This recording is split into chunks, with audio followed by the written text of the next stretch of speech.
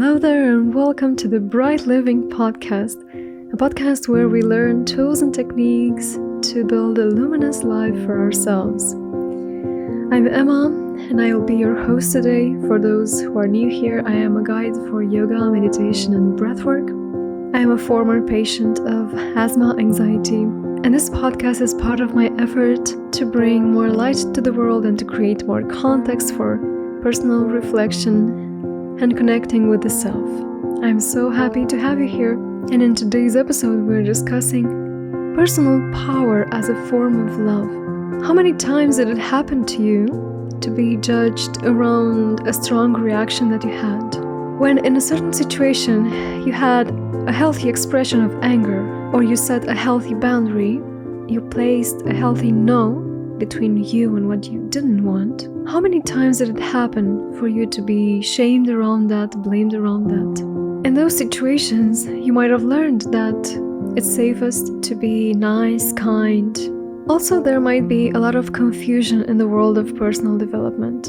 A confusion around the manifestation of power as violence.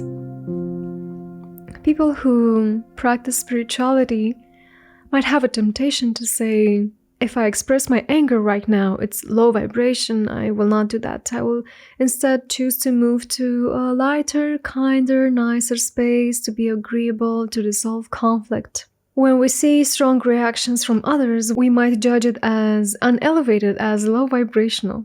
But the truth is that personal power holds so much relevance to our lives and to our personal development.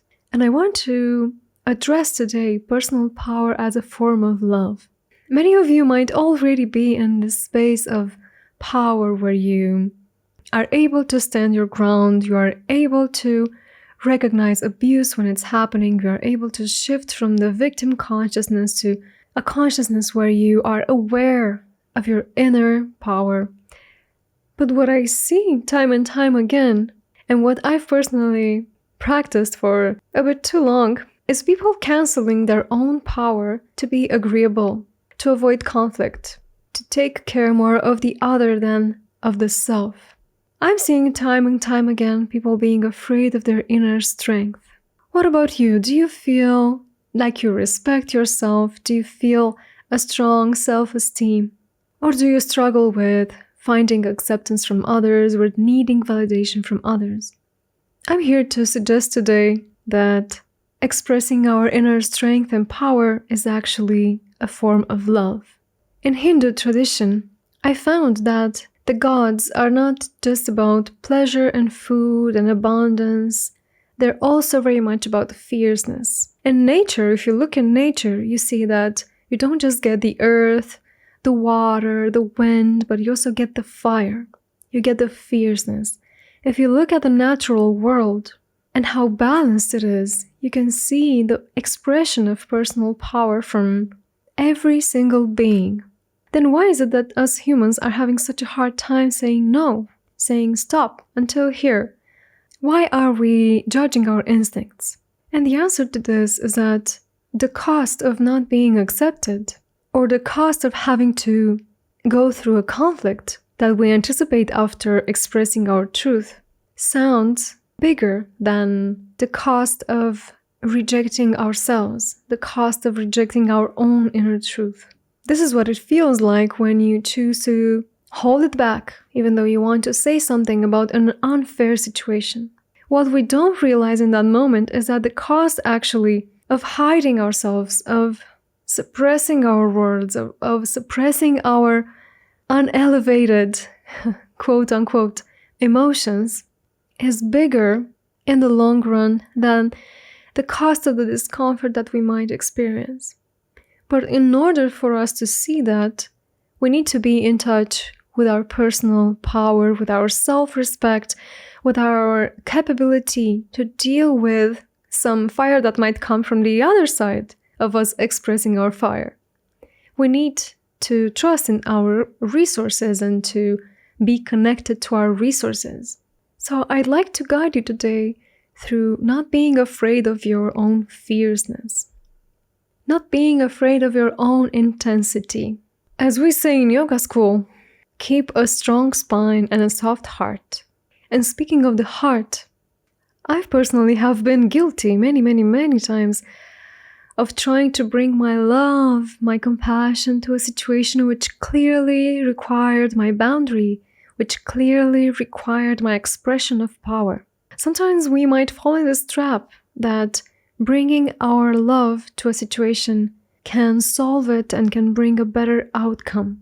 But the way to love is actually through the fire and through the power. If we just bring love without having it grounded in our personal power, it will be diffused, it will feel inauthentic, it will not have a strong basis to rely itself on.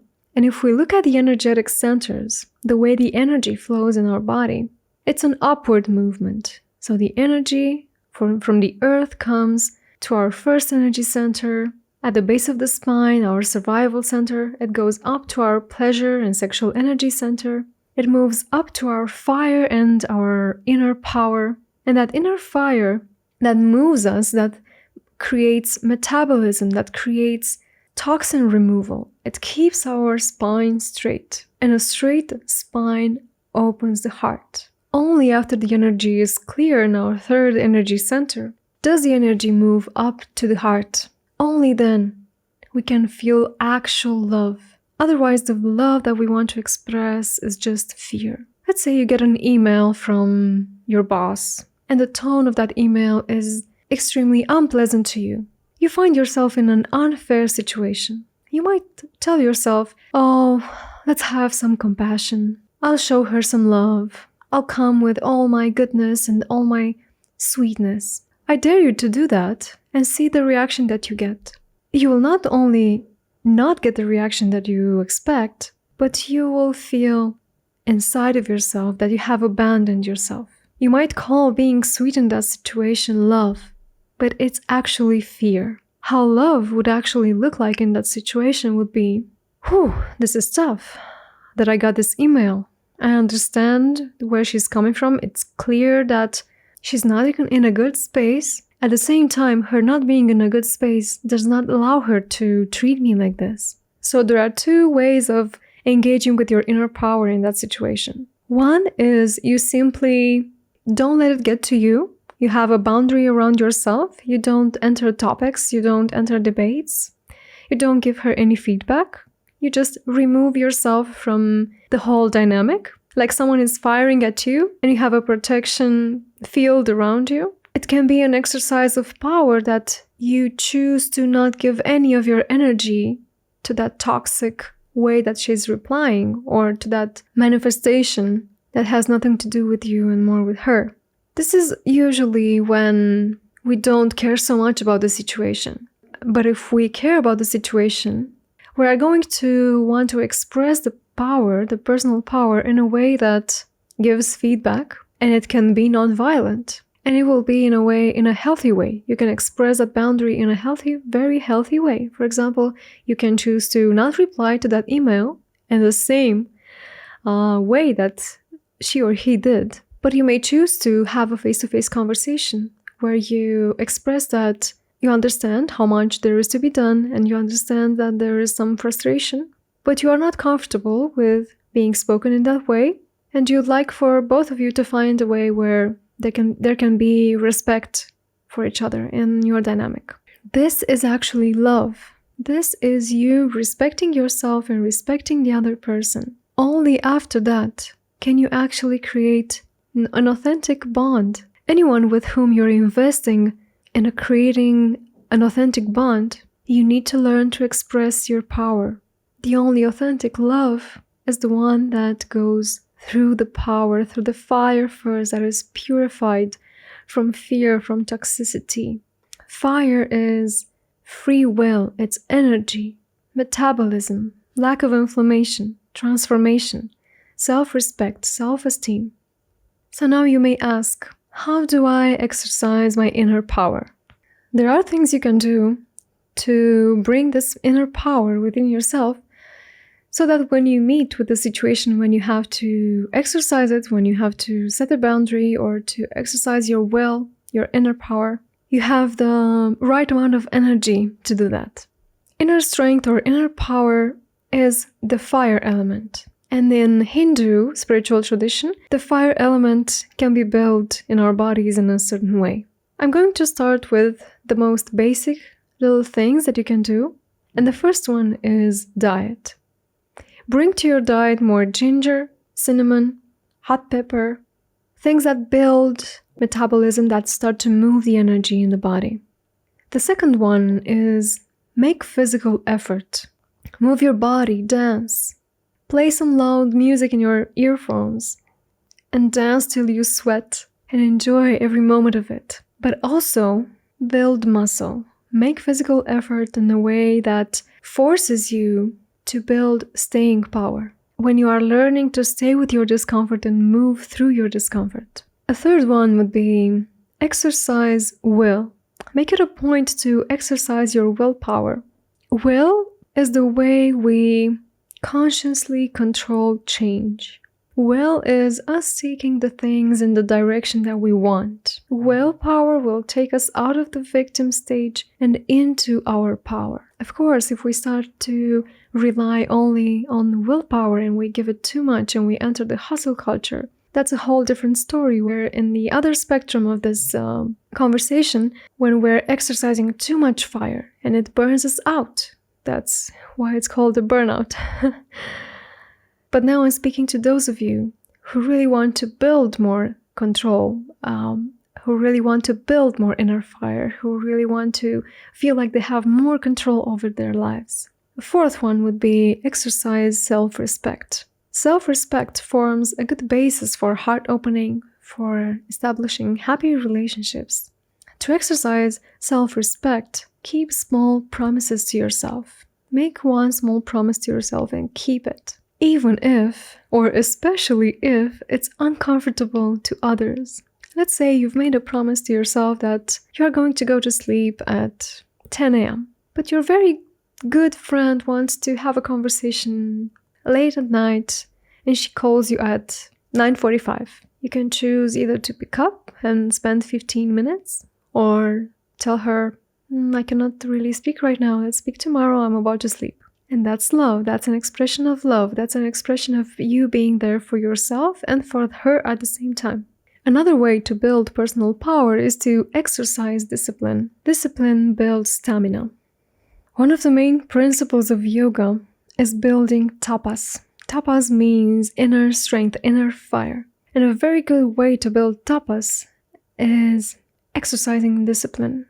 For example, giving up something that you are addicted to, or giving up a habit that it's starting to get a bit too comfortable. For example, having coffee every day, giving it up for 30 days, see what happens, see how you navigate this transition. And this will build tapas. Making it a point to exercise every single morning at 8 a.m. and actually waking up to do that builds tapas. Keeping your word builds tapas. There are many ways to build this inner strength and inner will. And I love how yoga embodies this too. Yoga is not just about unity and beautiful concepts of non-violence. No, yoga is also about staying power. You have to practice staying there when it's difficult and when you know that it's worth it. Speaking of yoga, another way of building inner strength is practicing breath of fire, bringing that fire element into your body through the form of your breathing. Another expression of our inner power and our inner solar existence is laughter. So laugh, go ahead and laugh. Laughing gives you so much power. Laughing is a thing of the Manipura chakra, is a thing of the third energetic center. Laugh in a difficult situation and see how you feel about it afterwards. See how more energized you feel afterwards. Find ways to embody this inner power. Not just to have it or to hold it as a concept, but to actually embody it. And I invite you to do an exercise together. As always, you may pause the video and find the right time for you to do it. But what I'd like you to do is actually to stand up, bring your feet hip-width apart, relax your shoulders, close your eyes, take a slow, deep breath in and a slow, deep breath out.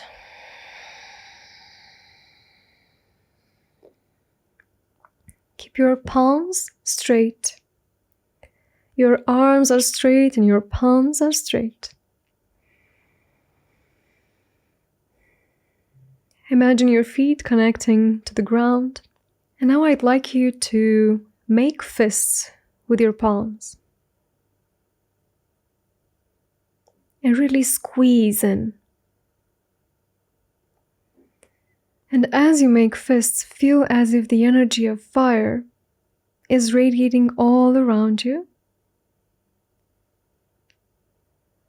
and inside of you. And now I'd like you to bring both fists to the heart. Bending your elbows, bringing the fists to the heart. We're going to walk, and as you take a step forward, you're going to use one arm to do a cutting movement, a very firm cutting movement in the air, as if you want to push something to the ground or to push something away from you. As you take another step, you're going to use another arm and push away to the side. Take another step. Again, with the fist closed, push away any obstacle to the side. Imagine, what is it that you are saying no to right now? What is it that you are pushing to the side, that you are getting out of your way? Keep walking. And do as many steps as you need. And at the end of it, pause. Release the arms. Open the palms. Keep your palms active. And breathe. Feeling invincible.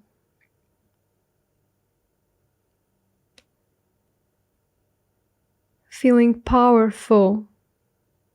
No longer afraid of your own fierce nature. No longer afraid of your own intensity.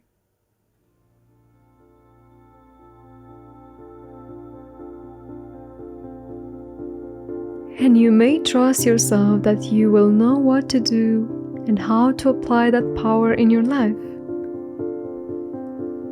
You may trust yourself that you deserve and will receive the love that you deserve while you express your own fierce nature at the same time.